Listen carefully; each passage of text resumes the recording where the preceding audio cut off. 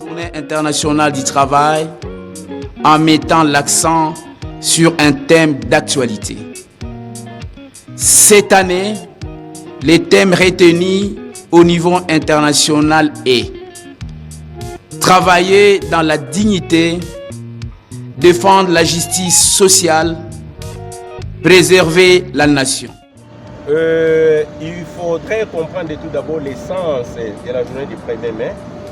Ce n'est pas une fête, c'est une journée en soi qui doit nous permettre à pouvoir réfléchir sur la place du travailleur dans le monde du travail.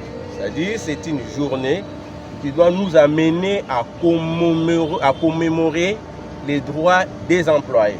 C'est-à-dire les travailleurs doivent prendre conscience de la lutte ouvrière afin de bénéficier de son expansion sur les plans socio-professionnels.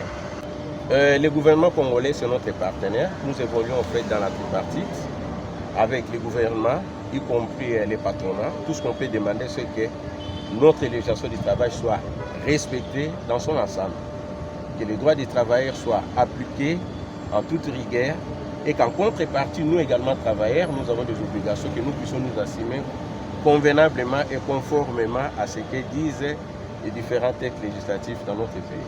Mais aussi que le gouvernement doit, autant que faire se peut, s'impliquer pour humaniser les conditions de travail, parce que le gouvernement a une certaine autorité sur les entrepreneurs, les investisseurs qui créent les emplois au Congo. Donc il faut humaniser les conditions de travail, il faut humaniser les salaires, parce que vous êtes sans ignorer que même si aujourd'hui, après le Conseil national de travail, on a amélioré le SMIC, améliorer c'est une façon polie de le dire, on a réajusté le SMIC, ça ne s'est pas amélioré, pas c'est toujours 5 $.